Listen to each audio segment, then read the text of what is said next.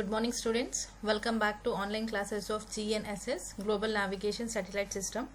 So this is our next class, class 3. So in the first class I have discussed about the satellites and the satellite communication. And the second class I have gave the brief description about your global navigation satellite system. We have already discussed the syllabus, what we are going to cover in this semester. And we have seen the introduction part of your global positioning system, right? So your GNSS is nothing but your it is a part of your global positioning system, right? We have seen the history of your GPS when it has started. Now in the 2020 it is common to every local people or anyone. First it was only given for your military purpose. So GPS is to be considered as a global navigation satellite system, which is nothing but a satellite navigation system or a satellite based navigation system which will be covering the overall globe, correct? So all over the world it will be covering. So for the very first we will be having different navigations or the GPS systems. In that one, Navstar GPS, its name, that is nothing but your navigation, signal timing and ranging GPS, which is run by US people, correct, which that country, and the Russian country which is running the GPS system, it is called as your GLONASS. GLONASS is nothing but global navigation satellite system, means the GNSS is nothing but which will be covering overall the globe, where you can find out the accurate time, accuracy, velocity and proper positioning. Fine. So in that one we will be seeing the constellation also today. Constellation is nothing but the number of whatever the satellites which you are using that are joined together to make a pattern. In general words, if you talk about the constellation of a stars or something, the number of stars or some stars which are joined together to form a particular pattern. Here also GPS constellation, which will be consisting of either 24 satellites or 32 satellites. But as per 2020, now the operational satellites are 29. In that 24 are operational and other 6 are remained for keeping them separate. In case of any emergency, if the satellite is not running, we can exchange that one. So overall 29 satellites will be continuously revolving around the earth in the particular orbit. So there are 32 satellite constellations or 24 satellite constellation also. I'll just show a small figure how the constellation will be looked. So we will be having 6 orbits in that one, in which 4 satellites will be revolving around that one. So this particular orbit or this particular part is called as your constellation of your GPS. Fine. So in the last class we have stopped up where we have stopped segments. Like we are having 3 segments in your GPS. One is your control segment, space segment and user segment. So today in today's class we are going to discuss whatever the segments they are, how the constellation will be looked and what is the principle of operation of your GPS. Like GPS works on which principle? Out of this 24 or 29 or 32 satellites, how it is correctly calculating the time, the accuracy and the position. Okay, that we will be going to discuss in today's class. So I request all to please do listen properly this. Okay. So as I have said yesterday itself, there are 3 segments which are present in GPS, Global Positioning System. The first segment is your space segment. Second, you are having control segment. In this control segment, you will be having master station, monitor stations and ground antennas. This all together are called as your control segment. And the third one, you are having your user segment. The name itself you can find it out what is a user segment. User segment is nothing but which we are using, either mobile phones, either in your bikes, cars, whatever you are using. In each and every electronic equipment you will be having GPS nowadays. That particular equipment is your user segment. So let's just start with the space segment. So space segment is one in which the GPS satellite is composed, or the GPS constellation is composed of 24 operational satellites in the space. These 24 satellites are placed in 6 circular orbits of period of 12 hours. They will be working of 12 hours and these orbits are equally spaced. They have some separation of 60 degrees apart from each other and the inclination angle will be of 55 degrees to the equator. So this is how your all 24 working satellite will be placed in the Earth's orbit how in the 6 circular orbits. How many circular orbits you are having? 6 circular orbits. In each orbit you will be placing 4 satellites, and they will be working in the period of 12 hours. And the space between 2 satellites or the 4 satellites or in both the satellites will be of 60 degrees apart from each other, and the inclination angle, the position how they have to be kept, they should be kept at the 55 degrees to the equator. I'll just show you the figure. See here, this is the GPS satellite constellation where you will be having 6 circular orbits, in which 4 satellites will be present that will be revolving around the earth. So if this is the earth and these are the 6 orbits, let's do a count: 1, 2, 3, 4, 5 and 6. This is the same one. In this one, 4 satellites in each orbit will be revolving around the earth, and the space between these 2 satellites should be of your how many degrees? 60 degrees should be apart, and the position should be 55 degrees in inclination to the equator. Okay, this is how your satellite should be placed, and this is called as your GPS satellite constellation, which is consisting of 24 satellites, and they are all divided into 6 circular orbits to the earth. I hope you are clear with this, right? Now see, so this was about your space segment. So what are the satellites which are placed in the space? Now comes to the control segment. The control segment is nothing but it will be completely on the earth. So the control segment comprises of 5 ground stations located on the equator, in which one we will be having 4 monitor and 1 slave station, okay, or master station. 4 monitor stations and 1 master station. See here, how many we have said? 5 ground stations are there, in which one is your master station, 4 are your monitor stations, and 1 is you are having the ground antennas. Now see, the monitor station measures the distance of the overhead satellites for every 1.5 seconds and sends the correct data to the master station. Then what master station does? It will be checking the satellite orbit, clock performance, and the health of the satellites are determined, and determines the response or repositioning of that particular satellite if it is required. And this all information is given back to the satellite by using your ground antennas. I'll explain it by the figure.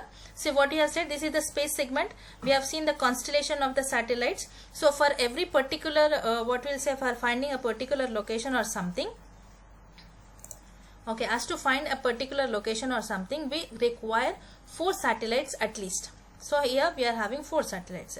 This is your completely space station. From this space station, if you are coming to your control station, in this 5 ground stations are there. In that one, first one is master station, second you are having 4 monitor stations, and third one is your ground antennas. So what these monitor stations will be doing, for every 12 seconds they will be calculating the height of the satellites which are present in the space segment, and that will be giving the information to the master station.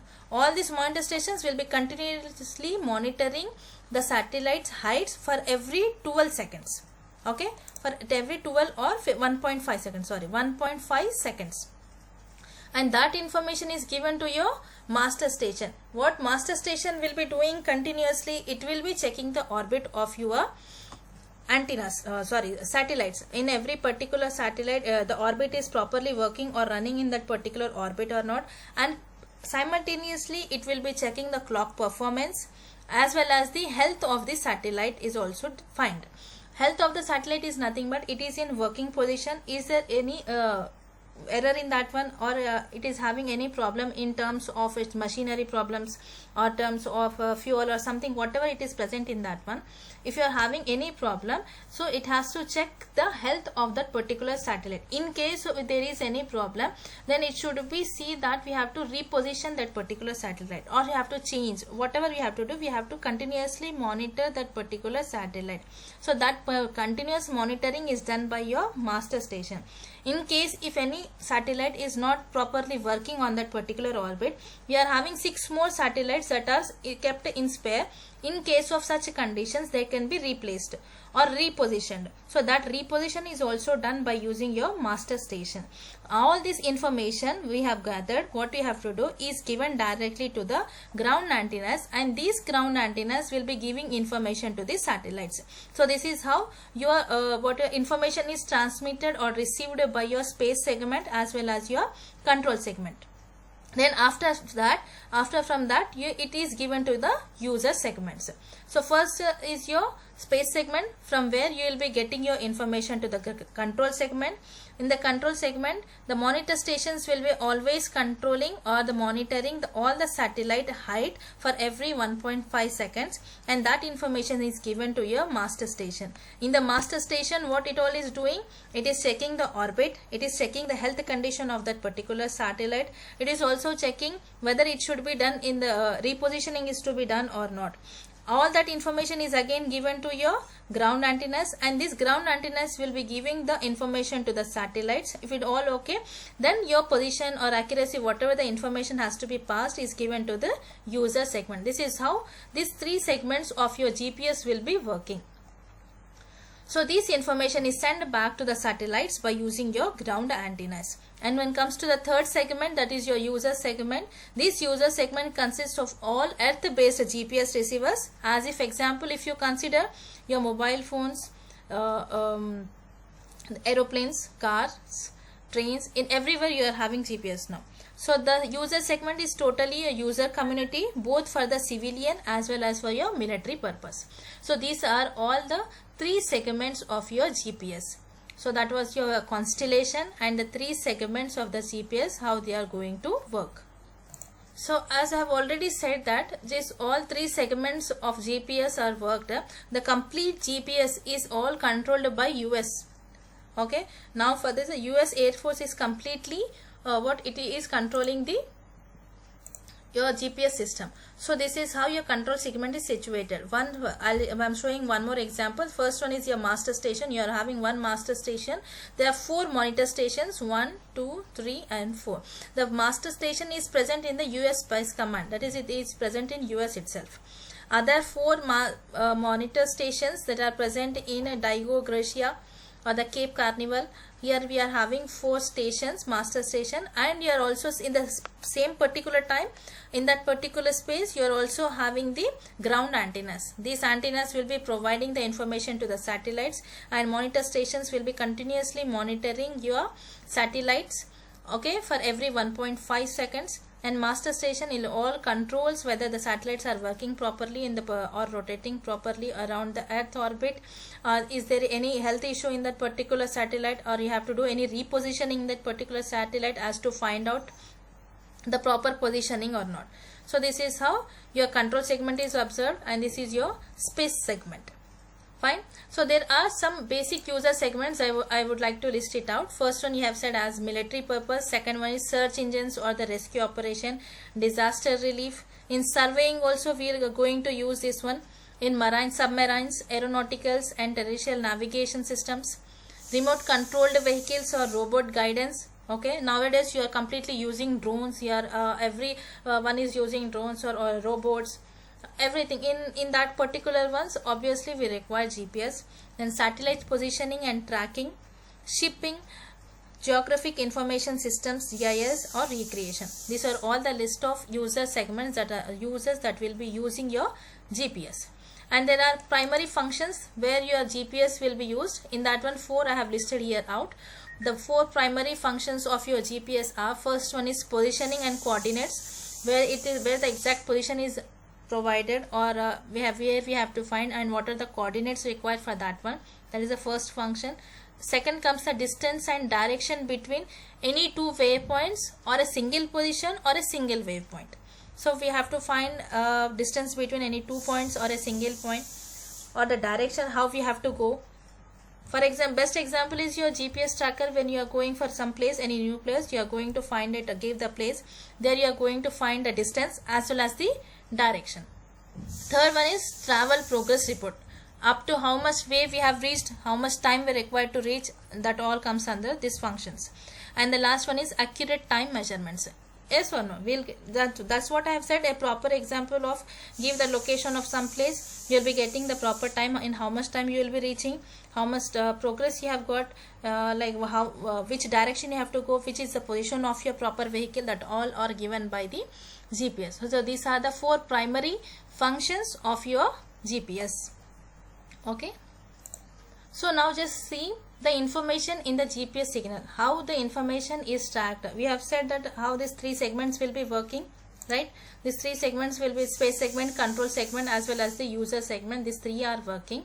Okay, how they are finding the space, what information, how it is collected by using the control segment, how space segment will be working and all. Now we will be seeing the information in the GPS signal. So the GPS signal consists mainly 2 types of data. One is ephemeris data and almanac data. So this ephemeris data is constantly transmitted by each satellite and contains the important information such as status of the satellites, whether it is healthy condition or it is unhealthy condition, plus it also gives the information of your current data as well as the time. So this part of signal is essential in determining the position of your particular application. So how many kinds of data you are having in this GPS signal? One, you are having ephemeris data, and second one is almanac data. The first data, it constantly it is used in transmitting the data and contains important information such as your satellite is in working condition or not. And the second one, it gives your proper date, and third one is it gives your proper timing. So this part of signal is essential for determining your position. Yes or no? In proper timing, your satellite is correct or not, on which date. So depending upon all these factors, you are going to determine the position of that particular person or device or something. Second comes to your almanac data. It tells the GPS receiver. This ephemeris data is completely used by the transmitters, and almanac data is used by your GPS receivers. Fine. So this GPS receiver here. So almanac data tells the GPS receiver where each GPS satellite should be at any time throughout the day. So each satellite transmits almanac data showing the orbit information of that particular satellite. So what this almanac data is completely giving? It is telling, as a name itself, you can find out what is almanac. Calendar types. So in which date you have to do this one, or in which date we have to do that one, in which dates you will be conducting the exams or internals or final exams. You will be having some almanac, right, in your university board. So similarly here also, in this almanac data, the GPS receiver will be telling that the satellite, where that particular satellite should be there throughout that particular day. And each satellite transmits that almanac data showing the orbit information of that particular satellite. So in which orbit it is present. So what satellite will be transmitting to the GPS receiver? It tells that I am in this particular orbit for this day. Okay, what GPS receiver should be telling to that particular satellite? For throughout the day you have to be in this orbit. In the next day, depending upon the different application, the position will be changed, and the GPS receiver will be telling the satellite that that satellite should be move on to the next orbit of the Earth. So this is how your almanac data will be present. So there is information in the GPS consists of 2 data. One is ephemeris data and one is almanac data. Ephemeris data is constantly about transmitting. It is transmitted by the satellite. All this data is given by the satellite, and which contains the information that the satellite it is working healthy or not, means it is good, in good condition or not. And second, it gives the proper date, and the third, it gives the timing process. Okay, which is very in almanac data where it is used, it tells complete the GPS receiver where each GPS satellite should be kept throughout the day. And for the next day, it might be changed. The position of the satellite might be changed depending upon the position or the application that you require, or the different timing or the data you require. So the transmitter, again, what the satellite will be doing? The satellite transmits the almanac data showing that the orbit information of that particular satellite. So these are the 2 informations in the GPS, and 2 data that are present in this particular GPS. Now we'll see actually how the GPS will be working. Out of this 24 satellites, constellation of 24 satellites, we are having this 24 GPS. So after that one, we require 4. Why we have placed these 4 satellites in each orbit? What we have said, they are for completely 6 orbits. Okay, in that one, 4 satellites in each orbit. There are 4 satellites are present. That means 24 constellations are there. So why we require only 4 satellites in that particular orbit? So we'll see how this actually GPS works. So what GPS does, it broadcasts the precise time of 31, then it gives the proper data of the orbit, and it also gives the health of that particular satellite. So this satellite will be providing all these 3 information. What this receiver, I am giving an example of the aeroplane, where the receiver will be measuring the time delay from the satellites, and by the triangulation calculates the location, elevation and velocity. Elevation is nothing but the particular height from the earth, right? So location, elevation as well as the velocity. So the main principle of operation of your GPS is your triangulation method. Always remember, the principle of operation of the GPS is your triangulation method. So let's just see in the brief how your GPS works. Okay, so GPS uses the technique which is called as triangulation to find the exact location of your particular application, either in aeroplanes, either in the radars, ATC, whatever it may be. It uses the technique called as your triangulation. To triangulate a GPS receiver, measure distance from the satellite using the travel time of the radio signals. So as to measure the travel time, GPS needs very accurate timing, which is provided by the atomic clocks which are present in the satellites. The normal clocks, these are not present in your satellites. They will be using your atomic clocks. So for getting this triangulation method, the main important agenda is to find out measure the distance from the satellite using the traveling time of the radio signals. So whatever the information you are traveling from this ground station to the space station, so in that particular time we have to calculate that one.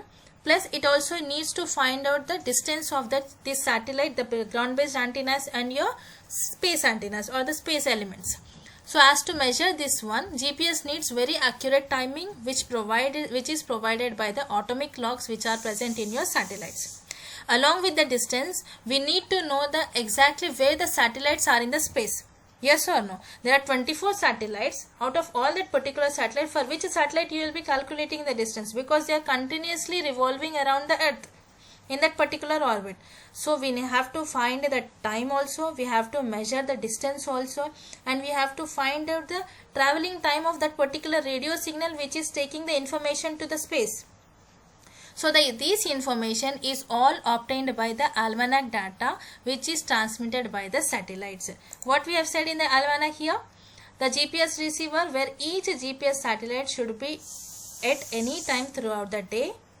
One is important, that one, and also satellite transmits that in which orbit it is present and how information is to be given. So this information is provided by the almanac data which is transmitted by the satellites. Finally, we must correct for any delays the signal experiences it travels through the atmosphere. It is also very important because the atmospheric errors, there are so many atmospheric errors that will be coming across when you are transmitting the data from the ground stations to the space segments or from the space segments to the ground station. So we have to keep in the consideration that there are any delays due to the atmospheres or any errors that also have to be mitigated. So to compute a position of three dimensions, we need to have 4 satellite measurements. Okay, what you are going to find out here, 3 things. One is a measurement of the distance you have to find. You have to find the accurate time, and also you have to find the time of the radio signals from which you have passed your or given the information. So as to compute the position in these 3 dimensions, we need to have the 4 satellite measurements. So that is the main reason in each and every orbit we have kept the 4 satellites. Okay, I hope now you are clear.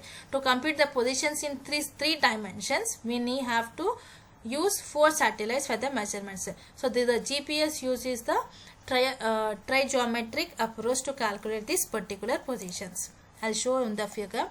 Triangulation method for the one satellite, if you are using only for the one satellite, the receiver is somewhere on the sphere, the signal is only from the one satellite.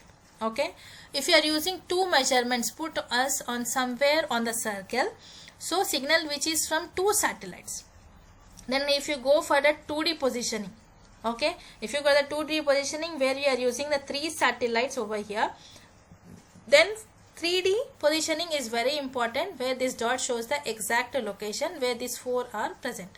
I'll show clearly one by one.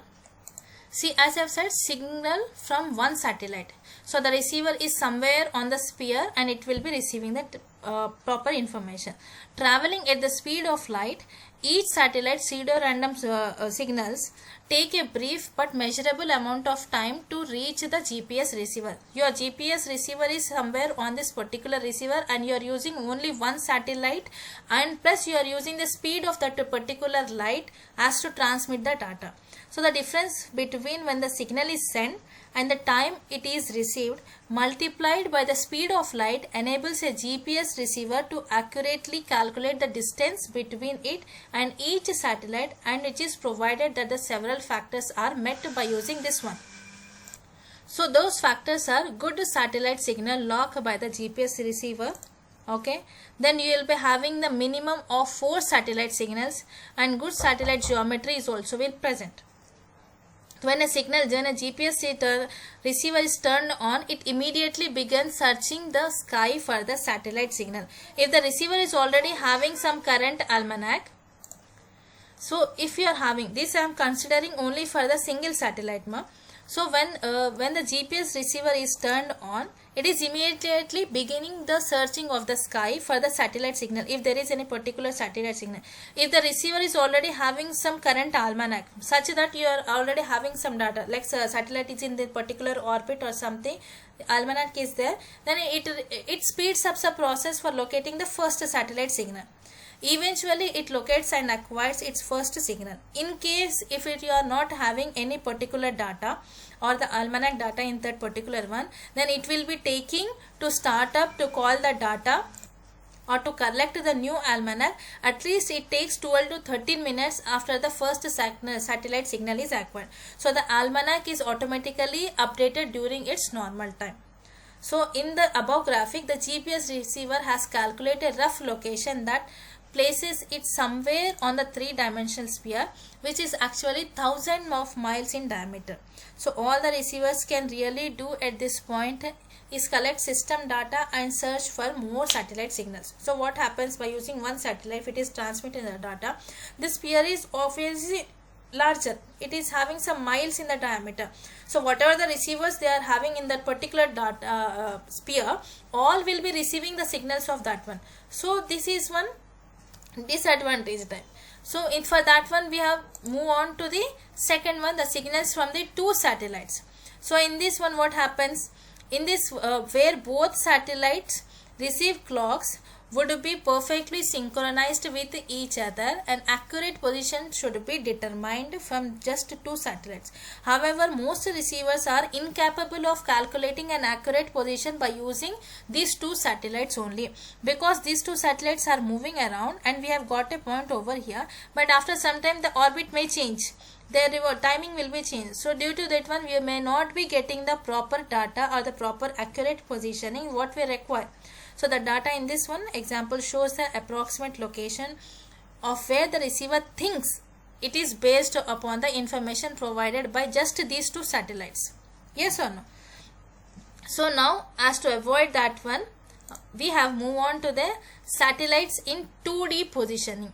So satellites in 2D positioning, afterwards we use 4 satellites in 3D positioning.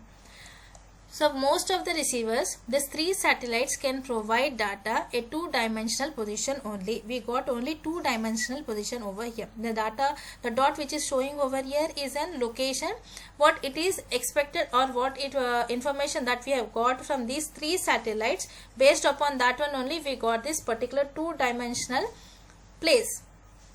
So without manually entering, now what you have to do, we have to enter some receiver should be entering some data of that data, in the sense the elevation or the height of that particular, that should be entered manually in that particular receiver. Then only we may be able to get the location. I'll explain it once again. Without manually entering the receiver's exact elevation, the redundant 2D position may be off by several kilometers on the ground. If the exact elevation of the GPS receiver is known, entering that elevation into the receiver with this capability replaces the need of the 4th satellite signal to allow the receiver to triangulate a precise position. So the receiver essentially now uses the elevation in lieu. in the place of the fourth satellite. In lieu is nothing but place of the fourth satellite replacement, and makes the appropriate adjustments to trilateral the responsibility to get a good 3D position. What actually overall happens here, I'll clearly explain. See, we got first one satellite. Because of larger diameter, most of the receivers may receive the signal. Then we got two satellites, but the information we are thinking that it is a proper location, but we may not get the proper location by using the two satellites. Now we got three satellites in 2D positioning, but the thing is that in case if you don't want the fourth satellite, then you should manually enter the elevation height or the elevation position in the receiver. If the elevation height or the position is not entered in the receiver, then you may not get the proper location of that particular application. So it is very necessary. Here it is given SIM. So for the most of the receiver, three satellites can only provide two-dimensional data. That too when if you are not entering manually the exact elevation height. So the GPS receiver doesn't allow elevation to be entered manually. So this is one of the drawback. If you are using three satellites by using 2D position, what you have to do, you have to enter the elevation height or the elevation data manually onto the GPS receiver. But the GPS receiver doesn't allow for the for entering your elevation data. So as these receivers or these three satellites positioning system, so this particular system doesn't allow you to enter the elevation data manually in the GPS receiver. So what we require is to get the triangulation method for getting the height. So the good reason or the good capability as to get the proper height or the exact location, we require 4 satellites in 3D position. So this is how you will be getting the triangulation method. Okay ma? Here see the three-dimensional 3D positioning, where you will be using 4 satellites, and the point here is shown is nothing but your exact location that you will be getting. So if you don't require this fourth satellite, means here what you have to do, you have to enter manually the height or the data of the elevation. That exact elevation height means the exact height of that particular satellite or whatever it is. That we can't enter the manually into the GPS receiver. So these 3 satellites 2D positioning cannot be used. So that's the reason we move on to the 3-dimensional 3D positioning system to get the exact location. So for GPS receiver to achieve 3-dimensional positioning, it needs to acquire 4 or more satellite signals. So a 3D position is comprised of X and Y horizontal and Z is in the vertical position, and precise time not varying more than few hundred nanoseconds. Okay, so the receiver's process uses the 4th satellite pseudo range as a timing cross check to estimate the discrepancy in its own ranging measurements and calculate the amount of time offset required to bring its own clock in the line with the GPS time. Okay, so this is how we will be using this one. So what you require, what this 4th one will be doing, we will be calculating here. Now it will be comprising, the 3D positions will be comprising obviously of 3 positions, one X and Y. They will be using in horizontal axis, and Y will be using vertical positions. Plus we will be also calculating the precise time. If you are varying also when you are varying also, not more than some few hundred nanoseconds it will be varying the satellite timing, but you will get exact accurate time. So the receiver's processor uses the 4th satellite as to get the proper timing cross check. You have to check the timing properly, yes. So for that one we will be using the 4th satellite, and to estimate the discrepancy in its own ranging measurements as to find the elevation or something also, and to calculate the amount of time offset, how much time it is required to bring back it to the original clock in the line, and the GPS time also. So this is how we will be measuring this one. So this is how you will be measuring satellite 1, 2, 3 and 4. You will be using X, Y, Z axis. X and Y, they will be using the horizontal information. Y is the vertical parameters. In this 4 satellites will be used to get the proper exact location of that particular one.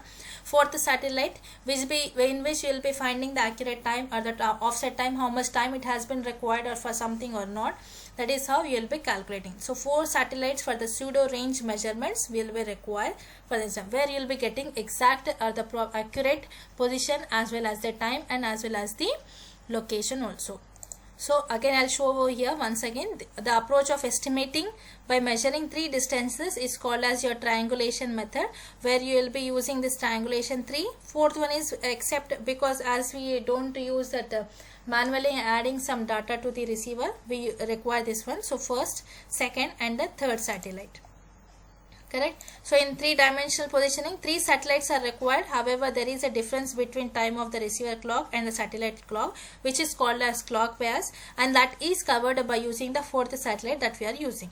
So this affects the transmit time calculated by the receiver. So a 4th satellite is required to obtain this clock bias. Hence, at least 4 satellites are required to be visible in the sky for the calculation of the user position. I hope now you are clear with this working of your GPS. How it is work, what is the working principle, how many you will be using. 3-dimensional positioning, 4 satellites. We require 3 satellites for getting the data, but the receiver clock and the satellite clock, they may not be having the proper timing or the biasing. So as to get that proper biasing, what you are using, as to remove that particular biasing, we require 4th satellite. The 4th satellite is required to obtain the clock bias.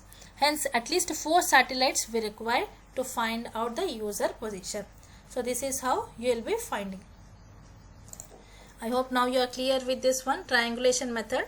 So first one was first satellite, second we have used signals from the 2 satellite, third one we can get the data but not accurate data because the receiver and satellite timings are different.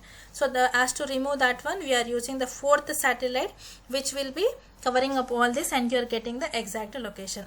So this is how your locations will be found. Satellite first, second and the third. 4th will be kept here itself, in case if you are having some differences. So 4th is kept here somewhere.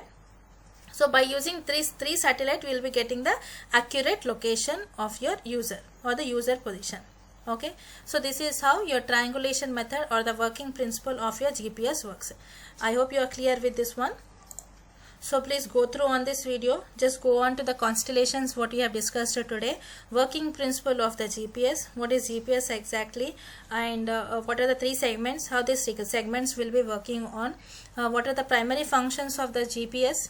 We have seen. And what is the triangulation method? How your GPS, all this 24 constellation, out of that 4 satellites are used for getting the exact user position. We have all discussed here in today's class. Please go through on this video, give the attendance in proper time itself. Okay. So we'll just end today's class up to here itself. Thank you.